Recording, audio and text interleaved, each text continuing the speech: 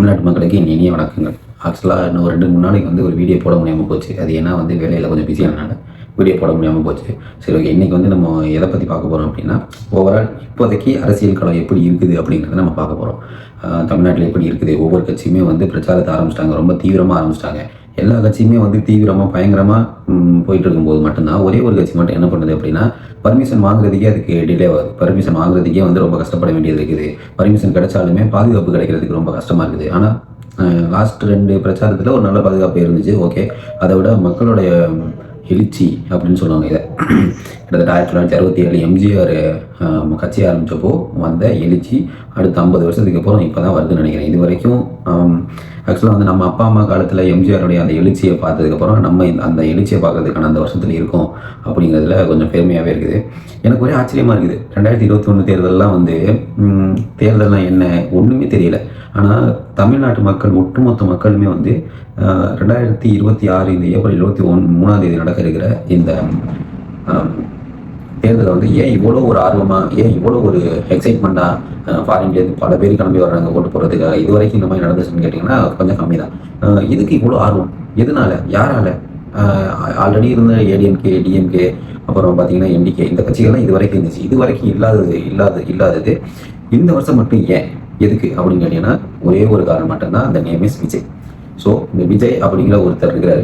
அவர் வந்து அவரோட கேரக்டர் எப்படின்னு பார்த்தீங்க அப்படின்னா ரொம்ப அமைதியான ஆள், ரொம்ப சாதுவான ஆள் பார்க்குறதுக்கு. பட் உள்ளே வந்து எப்படின்னு இப்போ ஒரு போன இதில் கூட பார்த்துருப்பீங்க. போன பிரச்சாரத்தில் ஒரு வயசான ஆளை வந்து தள்ளி ஒரு செக்யூரிட்டி அவரோட வேலையை அவர் கரெக்டாக பார்த்தாரு.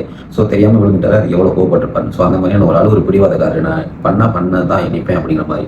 ஸோ அவர் சினிமாவில் இருந்து அரசியலில் வந்திருக்காரு. இது உண்மை. இது வந்து ஒரு கூத்தாடியாக இருந்து அரசியலில் வந்திருக்காரு. இது உண்மை தான். இதை வந்து யாராலையும் மறக்க முடியாது. ஆனால் சினிமாவில் இவர் வந்து ஃபர்ஸ்ட் வந்த உடனே இவர் வந்து ஒரு அப்பா வச்சு தான் வந்தார். இவர் வந்து ரொம்ப கஷ்டப்பட்டு ப்ரொடக்ஷன் கம்பெனியாக ஏறி இவர் வந்து வாய்ப்பு இது பண்ணி வரல. இவர் ஃபஸ்ட்டு படம் பண்ணுறதுங்கிறது ஈஸியாக வந்தார். ஆனால் பண்ண உடனே ஒரு கூட்டம் இருக்குன்னு பார்த்தீங்க. ஒரு கூட்டம்னு சொல்ல முடியாது. கிட்டத்தட்ட ஒரு தமிழ்நாட்டில் ஒரு 30 பேர் வந்து இதெல்லாம் ஒரு மூஞ்சியா, இந்த மூஞ்சியெல்லாம் வந்து பார்க்குறதா, என்ன வழி மூஞ்சி, இதெல்லாம் பார்க்குறதா அப்படின்னு ஒரு விமர்சனத்துக்கு உள்ளான ஒரு மனுஷன் அவர் தான் விஜய். ஆனால் இப்போது இந்த கட்டத்தில் அவர் தான் சினிமாவில் ஒரு தமிழராக கொடி கட்டி பறக்கக்கூடிய ஒரு தமிழ் சினிமாவுடைய ராஜாவா, ஒரு சினிமா சொப்பனத்தில் இருக்கிற ஒரு ஆள். அதெல்லாம் வேணாம்பா, எனக்கு வந்து நான் வந்து ஓகே, நான் அந்த சினிமா சொப்பனத்துக்கு வந்துட்டேன், இதுக்கு மேலே எனக்கு வேணாம், அந்த மூஞ்சியை பார்க்க முடியாது, பார்க்கக்கூடாதுன்னு சொன்ன அந்த மக்கள் வந்து என்னை இந்த இடத்துல கொண்டாந்து விட்டுருக்காங்க. ஸோ அவங்களுக்கு நான் ஏதாச்சும் பண்ணணும் அப்படிங்கிற ஒரு நோக்கத்தோட வர்றாரு. ஆக்சுவலாக விஜய் வந்ததுக்கு அப்புறம் தான் வந்து இளைஞர்களோட ஈடுபாடு 100% வந்து அரசியலுக்கு வருது. இதுக்கு முன்னாடி எண்ணிக்கை இருந்துச்சு, ஒரு 10% கிடையாது, ஒரு 8%. ஏன்னா அவங்களோட ஓட்டு பர்சன்டேஜ் 8% இருந்துச்சு. ஸோ அந்த 35 லட்சம் பேர் அந்த இளைஞர்கள் மட்டும்தான் வந்து அரசியலில் ஈடுபட்டு இருந்தாங்க. பட் இப்போ 100% பேர் இளைஞர்கள் வந்து அரசியலை உற்று நோக்கிட்டு இருக்காங்கன்னா அந்த ஒரு காரணம் விஜய் தான். அதுக்காக அவருக்கு ஒரு மிகப்பெரிய நன்றியை தெரிவித்துக் கொள்கிறேன். ஏன் அப்படின்னா இந்த 2026 தேர்தல் வந்து எவ்வளோ முக்கியமான தேர்தல் அப்படின்னா, இது வரைக்கும் ஆண்டுட்டு வந்த கட்சிகள், அதாவது டிஎம்கே ஆனாலும் ஏடிஎம்கே ஆனாலும் சரி, ஒரு ஆளை பார்த்து பயப்படுது. எப்படின்னா 2024 கட்சி ஆரம்பித்த தமிழக வெற்றி கழகத்தை பார்த்து இவ்வளோ பயப்படுது அப்படின்னா எதனாலனா இந்த ஒரு மனுஷன். ஸோ இப்போ கூட மணி அப்படிங்கிற ஒரு ஜேர்னலிஸ்ட் வந்து பேசியிருப்பாரு. ஒரு திமுக அமைச்சர் வந்து ஒரு பேட்டியில் என்ன சொல்கிறாருன்னா, விஜய்லாம் ஒரு ஆளே இல்லை அப்படி இப்படின்னு சொல்லிட்டு ஆஃப் த ரெக்கார்டு வந்து விஜய் எம்ஜிஆருக்கு அப்புறம் வந்து விஜய் தான் வந்து ஒரு மிகப்பெரிய ஒரு மக்கள் ஆதரவு கொண்ட ஒரு தலைவராக வந்துட்டு இருக்காரு அப்படின்னு சொன்னதாக ஒரு கேள்விப்பட்டிருக்கோம். ஸோ இதுதான் வந்து அவங்களுக்கு வந்து ஒரு பயமாகவே இருக்குது. ஸோ டிஎம்கே என்ன பண்ணாங்க, ஏடிஎம்கே வந்து ஸோ இவ்வளோ ஒரு அட்டாக்லாம் பண்ண மாட்டாங்க, அவதூறு பண்ணுறது இதெல்லாம் பண்ண மாட்டாங்க. ஆனால் டிஎம்கே எப்படின்னா அது வந்து ஒரு முதல்ல மாதிரி முதல்ல என்ன பண்ணும் அப்படின்னு பார்த்தீங்கன்னா, தனக்கு ஆபத்து வர்றதுன்னு தெரிஞ்சாலே போதும், அந்த இதெல்லாம் அடித்து சாப்பிடக்கூடிய ஒரு தன்மை உள்ளது.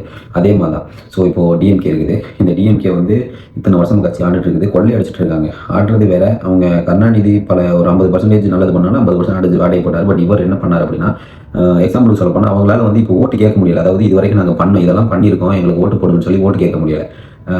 என்ன சொல்லி ஓட்டு கேட்குறாங்கன்னா, நாங்கள் நெக்ஸ்ட்டு 8000 ரூபா கொடுப்போம், அதை சொல்லி தான் வந்து ஓட்டு கேட்டுட்டு இருக்காங்க. இப்போ இதுலேருந்து என்ன தெரியுது அப்படின்னா, இந்த 5 வருஷத்தில் அவங்க எதுவுமே பண்ணல. ஸோ பண்ணாமல் இருந்துட்டு நாங்கள் இதை பண்ணோம், இதனால எங்களுக்கு ஓட்டு போடுங்கன்னு அவங்க கேட்கல. இனிமேல் இதை பண்ண போகிறோம், அதாவது இந்த பணி நிரந்தரம் பண்ணுவோம், 8000 ரூபா காசு. இதுக்கு முன்னாடி எல்லாம் நீங்கள் இருந்தவங்க தான். ஸோ 5 வருஷம் ஆட்சியில் இருந்தவங்க ஏன் இதெல்லாம் பண்ணலை, இனிமேல் அவரை பண்ண போகிறேன்னு சொல்கிறதுக்கு நாங்கள் இதை நம்புறதுக்கு ஒன்றும் தமிழ்நாட்டு மக்கள் முட்டாள் கிடையாது.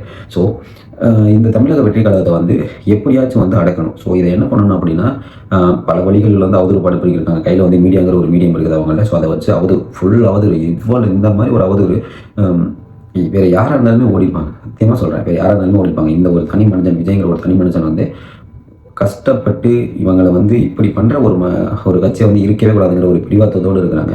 ஸோ அந்த மாதிரி இருக்கிற மனுஷன், அதுதான் அவரோட கேரக்டர். ஸோ இவர் அழிக்கணும். அதுக்கு நம்ம என்ன பண்ணணும்? நம்ம டேரெக்டாக போய் பேச முடியாது. ஏன்னா பேசினா இத்தனை வருஷம் கட்சி இந்த சின்ன கட்சியை வந்து எதுக்குதா அப்படிங்கிற பேச்சு வந்துடும். ஸோ இதை என்ன பண்ணணும் அப்படின்னா, காலங்காலமாக ஒரு கட்சி வந்து இதுக்குன்னே அவங்க வந்து வச்சிருக்காங்களோன்னு எனக்கு தோணுது. அது பேர் தான் என்டிகேன்னு சொல்லுவேன். ஸோ என்டிகே என்ன பண்ணுறாங்கன்னா, ஒரு தமிழ் தேசியம் அப்படிங்கிற ஒரு சிறந்த கோட்பாடுடைய கொள்கையுடைய ஒரு கட்சி ஆரம்பிக்கிறாங்க. தலைவர் வந்து பிரபாகரனை வச்சு. ஸோ அந்த பிரபாகரனை வச்சு அரசியல் ஒரு மோசமான அரசியல் பண்ணிட்டு இருக்கிற கட்சி தான் என்டிகே கட்சி. ஸோ இவங்களை பார்த்தீங்க அப்படின்னா, இவங்களோட கோலே வந்து எப்படின்னு பார்த்தீங்கன்னா, ஆட்சி அமைக்கிறது கிடையாது. இவங்களுக்கே தெரியும் நம்ம வந்து எந்த காலத்துலேயும் ஆட்சி அமைக்க போகிறதில்லை அப்படின்னு. ஸோ இவங்க என்ன பண்ணாங்க அப்படின்னா, இந்த டிஎம்கேவுக்கு எதிராக, அதாவது ஒரு பெரிய சக்தியாக, அதாவது இந்த ரெண்டு ஏடிஎம்கே டிஎம்கே தவிர மற்ற எந்த கட்சியும் வந்து வந்துடக்கூடாது. ஸோ அந்த வந்துடக்கூடாதுங்கிறதுக்கு ஒரு பாதுகாவலராகவே இவங்க இருக்கிறாங்க. எக்ஸாம்பிளுக்கு ரஜினி கட்சி ஆரம்பிக்கிறத சொன்னாங்க. என்னென்ன எவ்வளோ கேவலமாக திட்ட முடியுமோ திட்டி அமுச்சு விட்டாங்க. அடுத்து விஜயகாந்த் பண்ணாங்க. விஜயகாந்த் வந்தப்போ தெரியும், விஜயகாந்த் எல்லாம் ஒரு ஆளா ஒரு கட்டம விரல் மயிருக்காகுமா அப்படி இப்படின்னு சொல்லி அவர் பரப்புனாங்க. அடுத்து பார்த்தீங்கன்னா கமல் வந்தப்போ என்ன பண்ணாங்கன்னு தெரியும். அடுத்து விஜய். ஸோ இவங்க என்ன பண்ணாங்க அப்படின்னா, அவங்க ரெண்டு பேரையும் வந்து சாஃப்ட் கார்னரில் கனெக்ட் பண்ணுறாங்க. ஓகேவா? அதாவது ஏடிஎம்கே டிஎம்கே வந்து சாஃப்டாக ஹேண்டில் பண்ணுறாங்க. இவங்க வந்து புதுசாக ஏதாச்சும் பண்ணிடலாமான்னு சொல்லி வர ஒரு கட்சி வந்து நாய் குதறதை விட கேவலமாக குதறி எடுத்துகிட்டு இருக்காங்க. ஸோ இப்போ உங்களுக்கு தெரியும், அவங்களுக்கே தெரியும் நம்ம வந்து ஆட்சிக்கு போக போகிறதே கிடையாது. எந்த காலத்தில் இருந்தாலும் தமிழக மக்கள் நம்மளை நம்ப மாட்டாங்க, நம்ம ஆட்சிக்கு போக போகிறது இல்லைன்னு தெரியும். ஸோ இவங்க வந்து எதுக்காக யூஸ் பண்ணுறாங்க அப்படின்னா, அந்த மூணாவதாக, அதாவது ஒரு பெரிய கட்சியாக வந்துட்டு இருக்குது. ஸோ இதெல்லாம் வந்து அடிச்சு நொறுக்கணும் அப்படிங்கிறதுக்காக தான் இந்த என்டிகேவே வச்சிருக்காங்க. ஸோ என்டிகேவோட அவர் சொல்கிறதுலாம் உண்மை தான். இலவசங்கள் வந்து கொடுக்கக்கூடாது, ஓகே. அப்புறம் பார்த்தீங்கன்னா வந்து எல்லாருக்குமே அரசு வேலை. ஸோ இதெல்லாம் வந்து ஒரு நடைமுறைக்கு உதவுமா அப்படின்னு பார்க்கணும். எப்படின்னு பார்த்தீங்கன்னா, இப்போ எல்லாருக்குமே அரசு வேலைன்னு சொல்கிறார். இது எப்படி சாத்தியமாகும்? எல்லாருக்குமே அரசு வேலை கொடுத்துட்டா அப்போ தனியார் மயமாக இருக்கிற அந்த ஹாஸ்பிட்டல், அதுக்கப்புறம் அந்த ஐடி நிறுவனங்கள், இதெல்லாம் வந்து இங்கே யார் வேலை பார்ப்பாங்க? தமிழ்நாட்டில் உள்ள எல்லாருமே வந்து அரசு வேலை கொடுத்துட்டாங்கன்னா இங்கே யார் வேலை பார்ப்பாங்க? ஸோ எல்லாருக்குமே அரசு வேலை அப்படிங்கிறது வந்து நம்மளால் அது சாத்தியமே படாது. இது வந்து இதையுமே வந்து ஒரு கூட்டம் வந்து நம்பிட்டு கை தட்டிட்டு இருக்குன்னு நினைக்கும் போது ஒரு கொஞ்சம் நேரம் ஒரு திங்க் பண்ணால் போதும். எப்படி எல்லாருமே வந்து நம்ம கொடுக்க முடியும்? இப்போது எல்லாருமே கொடுத்துட்டாங்கன்னா தனியார் வேலை பார்க்குறது யார்? ஸோ தனியார் பஸ் ஓடுது, தனியார் வண்டி ஓடுது, தனியார் ஹாஸ்பிட்டல் இருக்குது, private hospital, private limited companies நிறைய இருக்குது. அப்போ அங்கெல்லாம் வேலை பார்க்குறது யார்? ஸோ அவங்களெல்லாம் வந்து கவர்மெண்ட் வந்து காசு கொடுத்து வாங்கி அதை கவர்மெண்ட் ஆகிடுமா? அப்போது பிஸ்னஸ் பண்ண போகிறோம் யார்? எப்படியும் தனிநபர் தான் பிஸ்னஸ் பண்ண முடியும். ஸோ பிஸ்னஸ் பண்ணுறவன் ஒருத்தனை வச்சு நம்ம வேலை வாங்கி தான் ஆகும். எப்படி? சரி, ஓகே, மாடு மேய்க்கலாம், ஆடு மேய்க்கலாம், விவசாயம் பண்ணலாம், ஓகே, நல்ல விஷயம் தான்.